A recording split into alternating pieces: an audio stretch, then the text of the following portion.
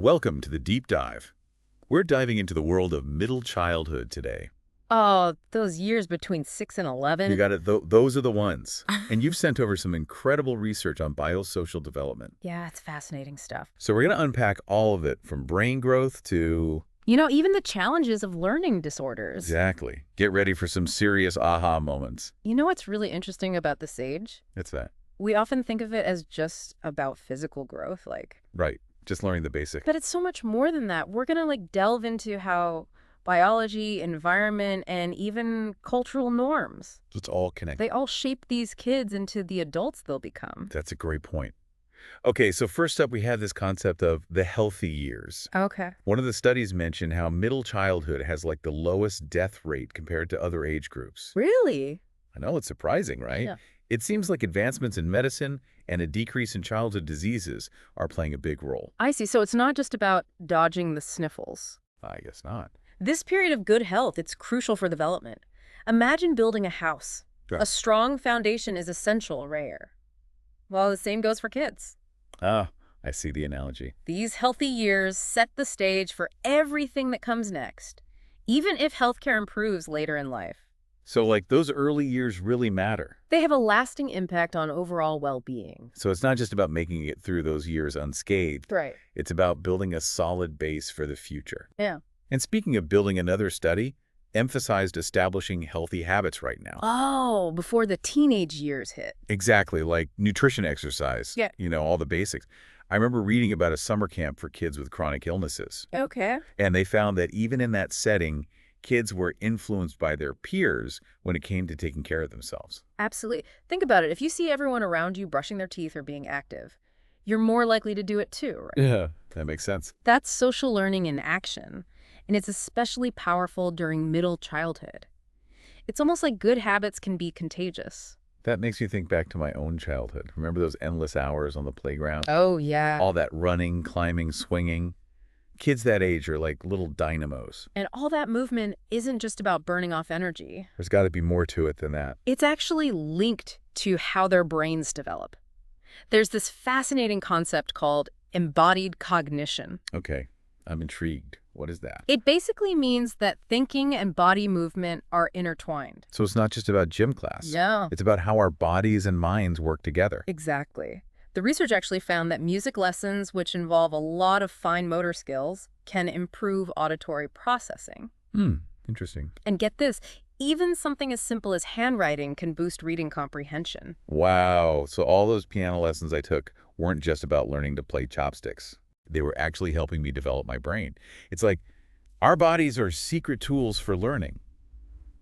But speaking of brains, we have to dive into the IQ debate and the idea of multiple intelligences. Oh, yeah.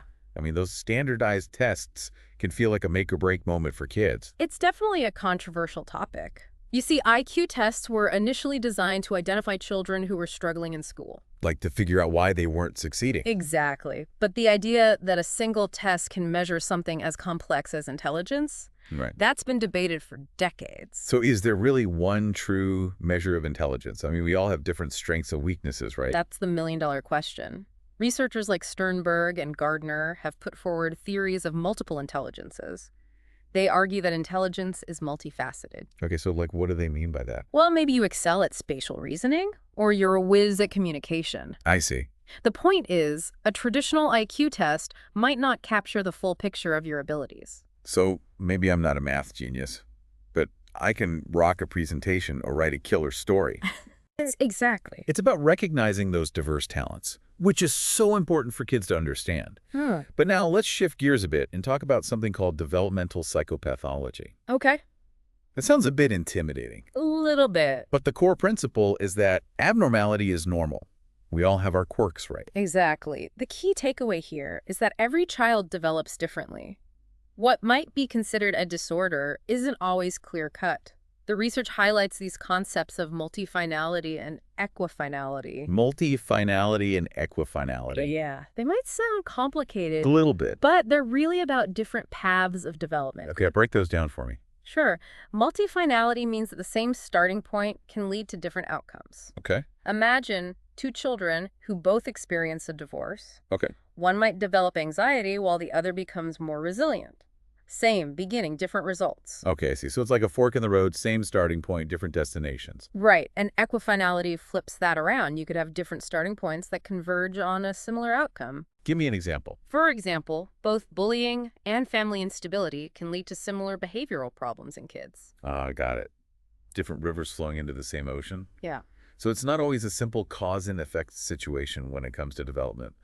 And speaking of complex situations, one of the studies really delves into ADHD. Oh, yeah, ADHD. It seems like there's this huge debate about whether it's overdiagnosed or undertreated. Definitely. There are thousands of kids potentially being misdiagnosed and medicated, while others who genuinely need help are being overlooked. It's a very complex issue.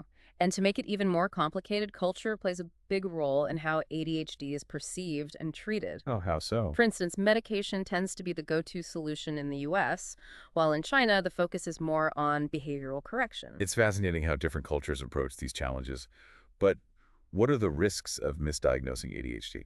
Well, for starters, there's the potential harm of unnecessary medication. We also have to consider the possibility that other underlying conditions might be masked if a child is misdiagnosed with ADHD. That makes sense. And there's a growing concern that we're pathologizing what might just be typical boy behavior, things like... High energy and impulsivity. Exactly. It's a delicate balance, really. It definitely sounds like a tricky situation, Yeah. and it highlights the need for careful evaluation and consideration of the whole child, not just a checklist of symptoms. I agree. It's crucial to consider each child's individual context. And while we're on the topic of learning and development, there's a whole range of other challenges we should explore. Like what? Things like dyslexia, dyscalculia, and dysgraphia. Those are tough ones. They are. Yeah. These specific learning disorders can really impact a child's self-esteem and academic progress. It's heartbreaking to think about a child struggling to read or do math and feeling like they're falling behind. I remember reading somewhere that dyslexia was thought to be a purely visual issue, like... Oh, like seeing letters reversed? Yeah, exactly. That's a common misconception. But the research has debunked that theory dyslexia is actually linked to difficulties with processing speech sounds and connecting those sounds to letters. So early language development is really important for later reading skills. It was not just about seeing the letters correctly. Right. It's about understanding the sounds they represent. Mm. That makes a lot of sense. Mm. Now, shifting gears a bit, let's talk about autism spectrum disorder. It seems like we're hearing about it more and more these days. What's behind that? It's true that the rates of autism spectrum disorder, or ASD diagnosis, have increased significantly. It's gone from being considered a rare disorder to a spectrum encompassing various levels of severity. So are there actually more cases of ASD, or are we just getting better at identifying it? What does the research say? That's a question researchers are still trying to answer. Some theories suggest that environmental factors like exposure to certain chemicals might play a role. Others point to potential prenatal influences like maternal health during pregnancy. And of course, it's also possible that the diagnostic criteria have broadened, leading to more children meeting the threshold for ASD. It sounds like there are a lot of different factors at play, Definitely. and it's probably a combination of things. Yeah. But what about those older theories blaming autism on things like refrigerator mothers or vaccines? Those theories have been completely debunked. The scientific evidence overwhelmingly refutes any link between vaccines and autism. It's unfortunate that those myths persist, as they can lead some parents to make dangerous choices about vaccinations. It's a reminder that we always need to critically evaluate the information we come across, especially when it comes to something as important as our children's health. So while the search for a definitive cause continues, what's the best way to support children with ASD? Early intervention is key. The earlier we can identify and address developmental differences, the better the outcomes. And this is where the idea of neurodiversity comes in. Neurodiversity. Yeah. Remind me what that is. Neurodiversity is the concept that neurological differences are a natural part of human variation. Instead of viewing autism as a deficit that needs to be fixed, we can appreciate the unique strengths and challenges that come with being on the spectrum. I like that. It's about shifting our perspective from curing to supporting. How does this translate into the education system? I know there's been a big push for inclusion and mainstreaming. Exactly. The goal is to provide children with special needs with the least restrictive environment possible. This often means integrating them into regular classrooms with appropriate support systems. So instead of separating them into special education programs, we're trying to create a more inclusive learning environment for everyone. That sounds great in theory, but how does it work in practice? One approach that's gaining popularity is called response to intervention, or RTI. Yeah, it's a tiered system of support. At first, all children receive instruction in a particular skill. Those who struggle then receive more targeted intervention within the regular classroom setting. So it's about providing extra help early on before a child falls too far behind. But what if those interventions aren't enough? If a child continues to struggle despite those efforts, they might be referred for a formal evaluation for special education services. This could lead to an individualized education program, or IEP, which outlines specific learning goals and accommodations tailored to that child's needs. It sounds like a multi-step process aimed at making sure every child gets the support they need, whether they're in a mainstream classroom or require more specialized services. We've talked a lot about children facing various challenges, but what about those on the other end of the spectrum, the gifted and talented? Ah, yes. The kids who might be whizzing through their textbooks while their peers are still trying to grasp the basics. Educating gifted and talented children presents its own set of unique challenges and opportunities. It makes you wonder, how do we nurture their extraordinary abilities without neglecting their social and emotional development? That's a crucial question. Should we accelerate them, segregate them, or enrich their current curriculum? There's no easy answer. Historically, both acceleration and segregation have been used, but each approach has drawbacks. Acceleration can lead to social isolation, while segregation might limit exposure to a diverse range of peers. It's all about finding that sweet spot, challenging them intellectually without creating a social or emotional disconnect. Exactly. And the role of the teacher is crucial here. Gifted and talented children need educators who can recognize and nurture their unique talents while also providing a supportive environment for their overall development. It sounds like they need teachers who can act as both intellectual coaches and mentors. But this raises an important question. If all children deserve individualized attention and tailored support, shouldn't every teacher strive to be that exceptional educator? That's a great point. Ideally, all teachers should have the skills and resources to meet the diverse needs of their students, regardless of ability or challenge. We should be striving for a more flexible and responsive education system that recognizes the unique potential within every child. So maybe instead of focusing on labels and categories, we should be celebrating the amazing diversity of human intelligence and talent. One thing that really struck me from the research was the emphasis on early intervention. It seems like catching things early is key no matter what the challenge is. Absolutely. Early intervention is critical across the board, whether we're talking about learning disorders, developmental delays, or even just providing enrichment opportunities for gifted learners. Those early years are crucial because a child's brain is so adaptable and responsive during that time. It's like those early experiences are laying the foundation for everything that comes later. If we can catch those little wobbles early on, we can prevent them from turning into bigger stumbles down the road. But early intervention isn't just the responsibility of teachers and therapists, right? Parents play a huge role too. Definitely, parents are a child's first and most influential teachers. They're the ones who can spot those early signs and advocate for their child's needs. It's not just about seeking professional help when necessary, it's also about creating a home environment that's rich with learning opportunities and encourages exploration and curiosity. It really does take a village to raise a child, Mhm. especially when those children have unique needs or talents. Yeah. We've covered a lot of ground today, from brain development to the complexities of special education. But one thing that keeps coming back to me is this idea of plasticity. The brain is so adaptable, especially during these middle childhood years. That's a crucial point. The Yeah. research really highlights the incredible potential for growth and change during this phase. Interventions, whether they're educational, therapeutic, or even changes in lifestyle or environment, can have a profound impact on a child's trajectory. So it's not about labeling kids or seeing them as stuck in a certain way. Not at all. It's about recognizing that with the right support, they can overcome challenges and achieve great things. It's like those middle childhood years are a window of opportunity. I love that analogy. And the choices we make as parents, educators, and as society, the environments we create, the values we instill, they all contribute to shaping that window of opportunity. It really is amazing to think about, like, all the changes happening during those middle childhood years. It is. We've talked about so many different aspects of development, Yeah. but it all comes back to this idea of laying the groundwork for the future. Hmm. It's like all those experiences, both good and bad, Right. They're the building blocks for who they become.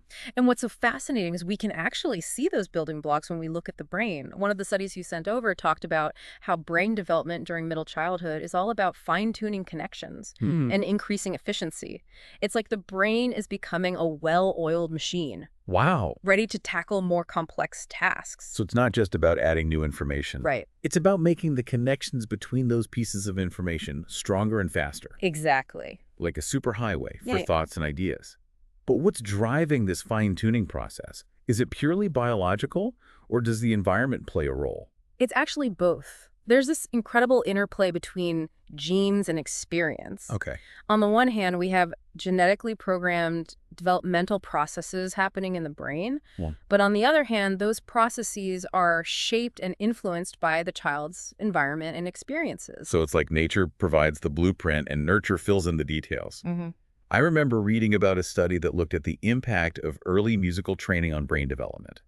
It found that children who received music lessons had significant changes in brain structure and function compared to those who didn't. That's a great example. Music training requires a lot of coordination, attention, and auditory processing. Right. And it seems that those demands actually lead to physical changes in the brain.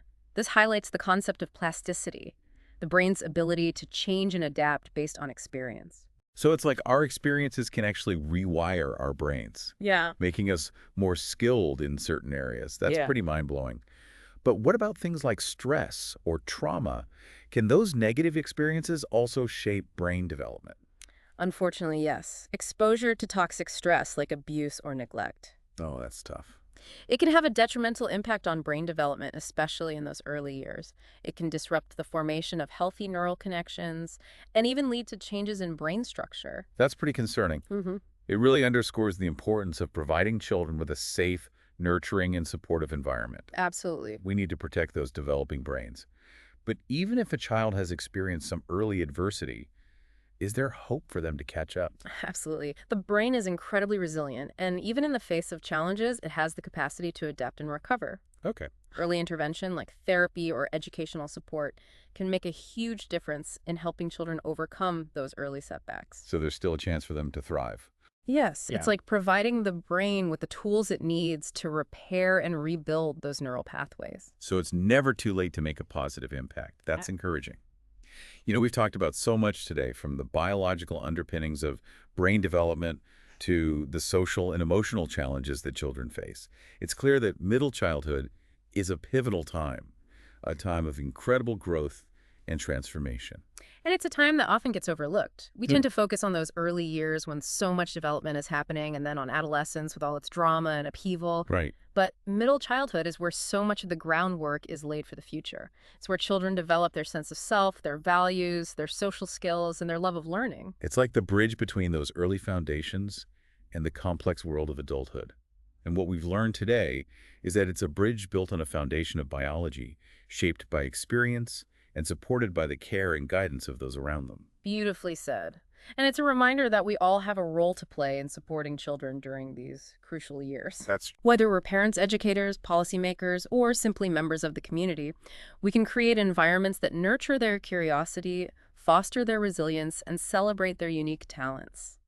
So there you have it, your deep dive into the fascinating world of middle childhood. We've explored the amazing interplay of biology, environment, and experience, uncovering the complexities of brain development, the challenges and opportunities of learning, and the importance of creating a supportive and nurturing world for these incredible young minds. Remember, middle childhood is a time of immense potential, a time where every experience, every interaction, and every choice can shape the trajectory of a child's life. Let's all do our part to make sure that trajectory is one of growth, joy, and fulfillment. Thanks for joining us on this deep dive. We'll see you next time for another fascinating exploration of the human experience. Keep those neurons firing.